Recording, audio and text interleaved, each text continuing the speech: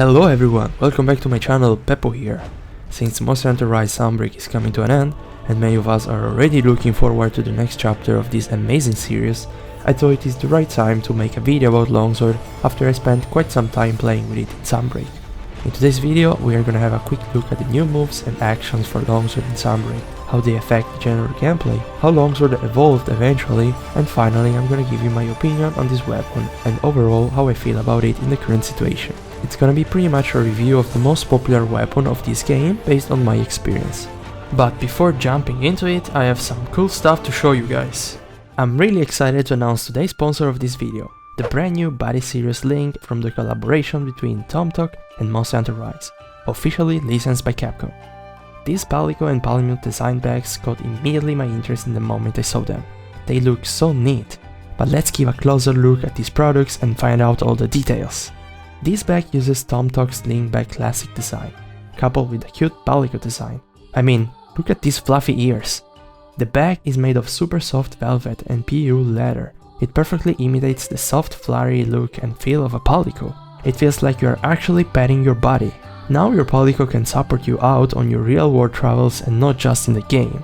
This bag is lightweight and travel friendly.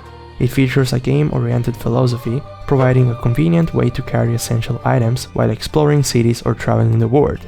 Internally we can find multiple pockets, 2 larger and 2 smaller ones, perfectly made for electronic devices like tablets, power banks, or even your Nintendo Switch, so you can play Monster Hunter Rise even when you are not home. On the front side there is a quick access pocket for earphones and your keys, so you never lose them, while on the back there is a hidden pocket for your smartphone, passport or wallet. It is really handy. And what about the other bag? Of course, I did not forget to also show the Palamute.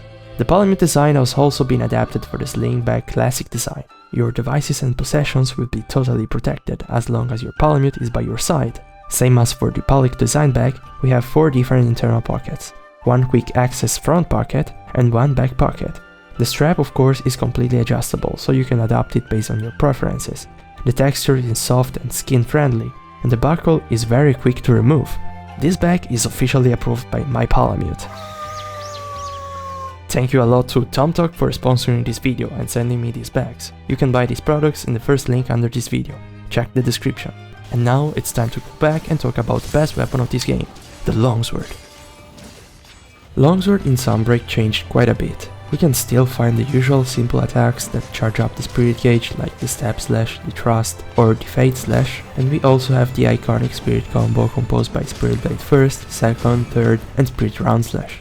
However, if you have watched gameplays or even speedruns with this weapon, you surely notice that in many cases all these classic moves are not used that much anymore. They kinda took a backseat. One of the main reasons is that we simply have stronger attacks available, so players, and not just speedrunners, tend to use more attacks with a higher attack value.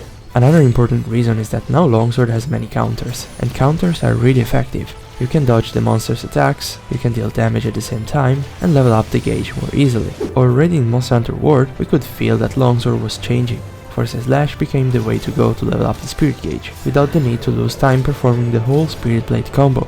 It was, and it still is in Sunbreak, a great shortcut, so it's natural that little by little it substituted the Spirit Blade combo. But there was also another reason why Corsair Slash was so abused. It was extremely safe and really easy to dodge monsters' attacks with it.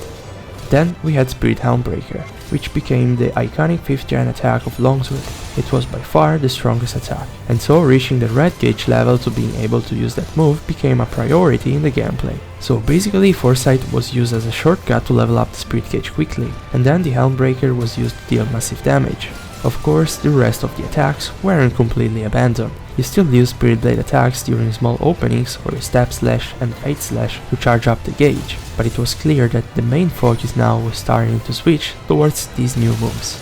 With Rise first and Sunbreak after, it became obvious that Longsword gameplay was completely changing. The devs pushed the counter mechanic even further, adding new counters and shortcuts to level up the spirit gauge. They also added brand new attacks, which even surpassed the power of the Helm Breaker. As expected, this weapon got transformed completely. Moreover, we should not forget that Rise and Sunbreak introduced new weapons actions by using the warbucks, called Silkbind attacks, which are a sort of evolution of the Hunter arts of Generations Ultimate. This introduction heavily influenced all the weapons gameplays naturally, but let's focus on the longsword. There are different new moves that change the way this weapon is played, and I'm gonna cover both the ones that in my experience didn't make a huge difference and the ones that entirely revolutionized the longsword. The drone double slash is the new and best way to unsheath the longsword. This attack got introduced already in Rise, and still in Sunbreak it remains the most common way to start attacking.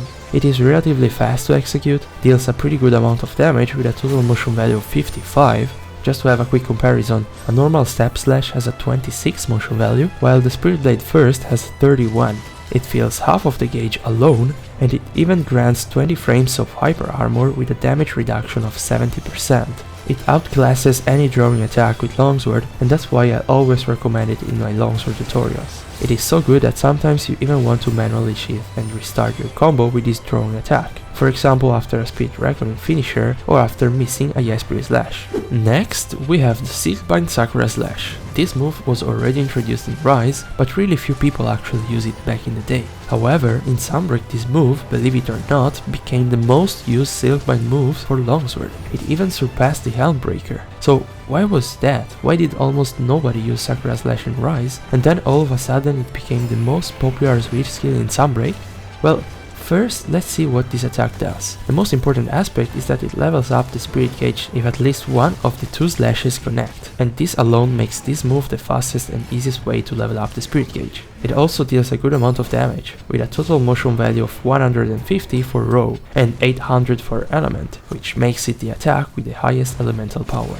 However, this attack has some drawbacks that can't simply be ignored. One of them is its high recovery time for the wirebug. It takes about 36 seconds, which makes it the move with the longest cooldown. What's more, after you execute the attack, you are forced to sheathe your weapon, without having the possibility to counter right away or keep attacking, for example.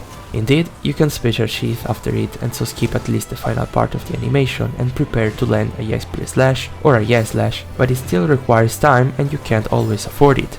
So there are three main reasons why its popularity exploded in Sunbreak. First of all, it's the easiest way to level up the gauge. You don't need to time it or anything, so it's very user friendly. Second, Helm Breaker got heavily nerfed in Sunbreak, and now Sakura, especially in combination with high elemental value longsword, can come really close to the damage of the Helm Breaker. Also, the wirebug cooldown of the Helm Breaker got increased to 32 seconds, and keeping in mind that Helm Breaker drops one level of the gauge while Sakura levels it up, you can easily imagine why people started to use way more Sakura than Helm Breaker. The last reason why Sakura got so popular is clearly linked to the addition of the new Sakura Sheathe combo switch skill in Sunbreak, and more specifically the Spirit Release Slash. In fact, this attack has the highest damage output of longsword, with a total motion value of 463 for raw. However, in order to deal that big amount of damage, you will need to get to red gauge first, and that's why Sakura Slash works so well with it. On top of that, after you perform the Sakura Slash, you can immediately enter the sheathing stance first and the charging stance afterward to prepare to land the Spirit Release Slash. But let's give a closer look at this move. This switch skill serves as a starting action to access two different attacks, the Sakura Sheath Counter and the Sakura Sheath Focus. The former, as you might expect from its name, is a new counter. It might not be that intuitive to use at the start since you need to release the button to perform it, but once you got how it works, it's definitely not hard to execute it. It has 25 counter frames and hyper armor on the whole animation in case you get hit a second time in a short amount of time. On a successful activation, you refresh the spirit gauge level, gain around 80% of the spirit bar, and get the chance to chain it with the Spirit Round Slash to level up the gauge, similar to Force Slash. While the Sakura Sheath Focus is the stance you enter if you simply keep holding the button while performing the Sakura Sheath combo. During this stance, you will drop the spirit gauge levels and charge up the longsword basically. Once the charge is complete, you can release the button and perform the Spirit Release Slash. The whole process takes a very long time compared to the usual fast-paced longsword moves. However, during the charging stance, you can hop to any of the 4 directions to dodge or simply reposition yourself. In addition to that, keep in mind that the Spirit Release Slash grants hyper armor, so you won't get blown away while performing it.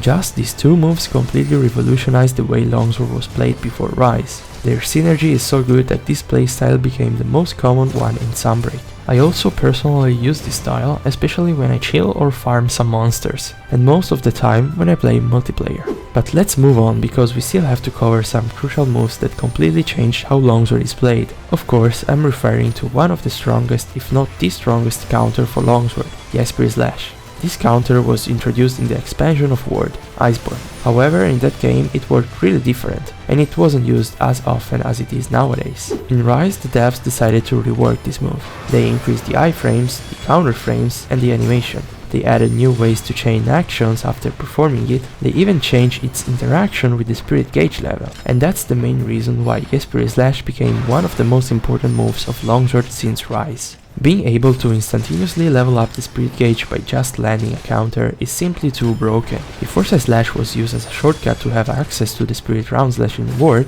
now in Rise you don't even need to use it to level up the gauge. You can just use another counter and that levels up the gauge immediately, without the need of using a spirit round slash. Of course, Iai Spirit Slash is harder to pull off than Corsair Slash, but in Rise and Sunbreak the counter frames got increased, and so it's way easier to perform this counter compared to Iceborne. On top of that, the new buff they gave to the quick shift skill in combination with special Sheathe made the execution of this counter way faster. Longsword playstyle got completely changed in Rise because of these changes to the Iai Spirit Slash. Chaining this counter and Helm Breaker became the most efficient and common combo. Not to mention that with the addition of the Spirit Reckoning combo switch skill, Iai Spirit Slash became even more flexible by using a dividing slash between one counter and another, and so Longsword gameplay became much more fluid.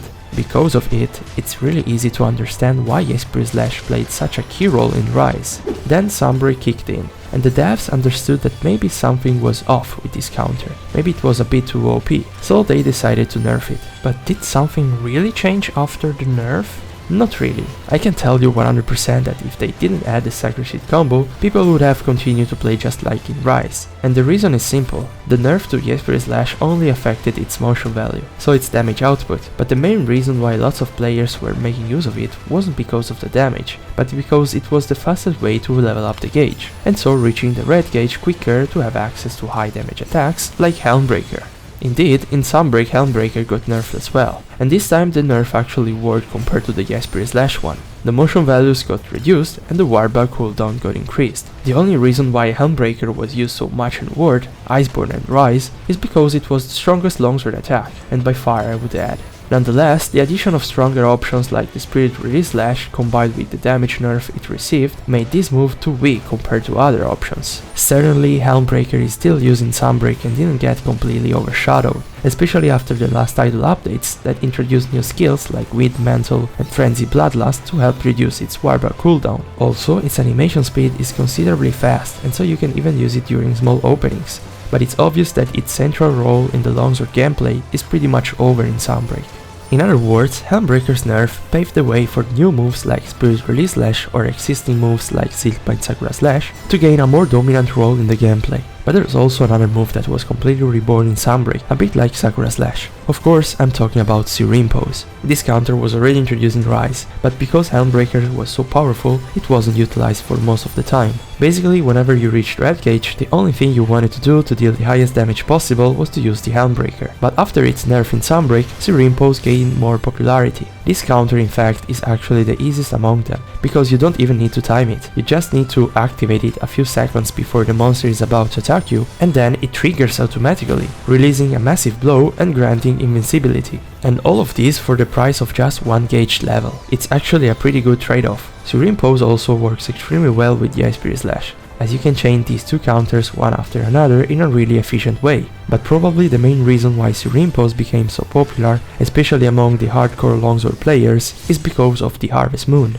Harvest Moon is the new switch skill introduced in Sunbreak that made the longsword even more counter-based than before. Inside the circle, all the successful counters gain extra hits, resulting in a massive damage output boost. And when I say massive, I mean massive. Let's get some numbers. Serene Pose normally has a motion value of 216 in red gauge, while inside the Harvest Moon, it reaches a total motion value of 340. It's literally more than 57% damage increase. Yes, it's that good.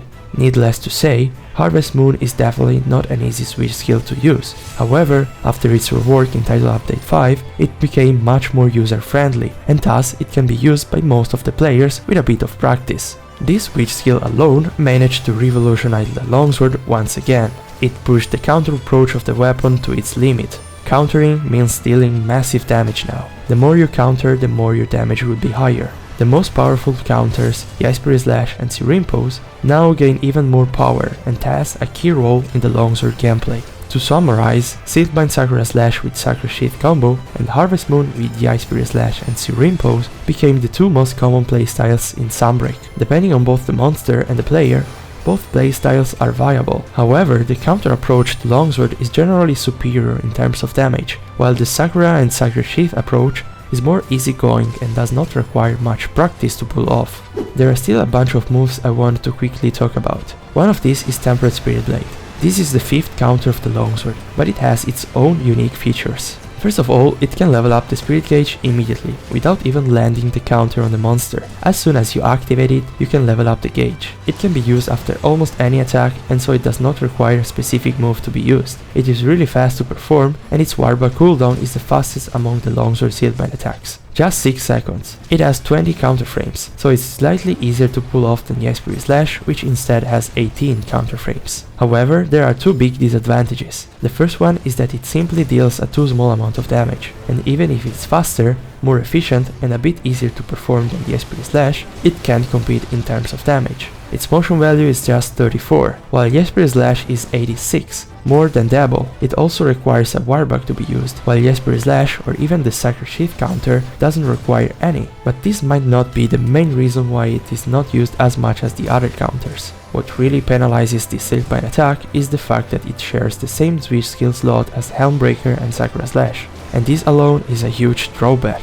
What's more, why should anybody use another counter on top of the 4 existing ones? Don't forget that you always have access to the Corsair Slash, as it is part of the longsword kit, no matter which switch skills you might use. And on the 3rd slot of the switch skills loadout, you always have either the Sakura Sheathe combo or the special Sheathe one, so you will always have either the Iai Spirit Slash or the Sakura Sheathe counter available. On top of that, in the last switch skill slot, you will always use Serene Pose at least on one of the 2 scrolls. There are so many counters available already, it is really hard to find space for another one in my opinion. Anyway, despite all these problems, the Tempered Spirit Blade can definitely be used. It is not completely useless as someone might think. On certain monsters like Iceborne, this move can really show how useful it can get, and on other fast-paced and aggressive monsters can also play an important role, especially in terms of safety. With that said, I'd really like to see this move a bit rewarded so it can find a much larger space in the longsword gameplay in the future. Something I did mention but I didn't cover in detail is the Spirit Reckoning combo. This alternative spirit combo got already introduced in Monster Hunter Generations with the Adept style.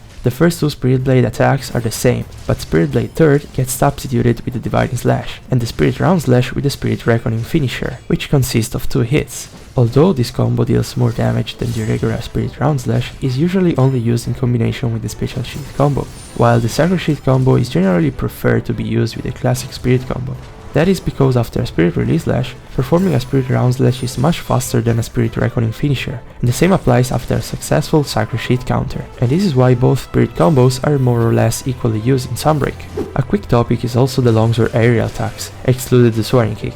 These attacks got heavily nerfed from Iceborne, and the reason is pretty much easy to understand. Of course, because of the warbugs, we can now launch ourselves in mid-air whenever we want, and so we could easily abuse aerial attacks. Nonetheless, it feels a bit sad that I personally almost never use them in Rise and Sunbreak, and I think most of the longsword players can agree with me on this. Aerial attacks just fell into oblivion. Alright, they even removed the drawing aerial attack of longsword when you were sliding down a slope. Do you remember that move in Iceborne? But probably the least used longsword attack is another one. I'm sure most of you guys forgot it even existed, but I don't blame you for that, because I literally never use it. The only time I remember I actually did that move, it was by accident, and it was at the very beginning of Rise when I was learning how to use the soaring kick. Yes, I'm referring to the Plunging Thrust. That attack which nobody uses, and it is completely useless in my opinion. You perform a soaring kick, so you are consuming 1 warbug and 32 seconds of cooldown for doing what? A downward thrust that deals 0 damage, and sometimes it doesn't even land. The medal of the most pointless attack of Longsword goes to the Plunging Thrust. To wrap things up, Longsword got lots of changes in Rise and Sunbreak. If already in Iceborne you could feel that this weapon was transforming, with Rise and then Sunbreak it became clear that Longsword was about to be completely reworked from its roots. Some of you guys probably know that I still prefer the old classical style, the simple attack and roll approach of the old games, as you probably saw with my past videos of Monster Hunter Tri, and that I'm not a great fan of the flashy counter weapon that longsword became in Sunbreak. One of the aspects that I don't like specifically that much about the current longsword is that it's becoming more and more a weapon based on your reflexes rather than your knowledge. Specifically when you start to spam and chain several counters one after another. Don't get me wrong, you still need to know the weapon to learn it before mastering it, but it's undeniable that a person with a faster reaction times, and so with good reflexes, has a great advantage over the fight. And so it feels like the knowledge of the weapon, how to position yourself while attacking, and even the decision making process ultimately take a back seat. I hope I'm wrong, but this is how I feel right now. I really hope in Monster Hunter 6 the pace of the gameplay will slow down to give more space and importance to other aspects of the hunt. And not that everything will simply narrow it down to having good reflexes like in a first-person shooting game. But I don't want to let you guys think I did not enjoy Sunbreak longsword at all. That would be false and also pretty sad, since I spent so many hours learning and practicing it, bringing all those speedruns, and my quick sheath is the only thing that matters serious, which I'm really proud of. I just wanted to share my critical view of the current gen longsword because I think it is necessary to let you guys know why in this last period I didn't continue playing Sunbreak. As much as I love this weapon, I will always point out the negative aspects and try my best to deliver constructive criticism to ultimately improve this weapon and make it more enjoyable for everyone. I hope you enjoyed this a bit different video than my usual uploads. It feels good to sometimes share some opinions of mine, and I hope you don't mind it. I'm soon gonna go on vacation, so I'm not gonna upload anything these next few weeks, but as soon as I'll be back, I'm planning to play some Monster Hunter once again, be it old gen or new gen. And also, I can't wait anymore to see what Capcom will reveal at the Tokyo Game Show at the end of September this year. And that's it for the video. I wish you all a good summer and see you at the end of August. Take care, bye!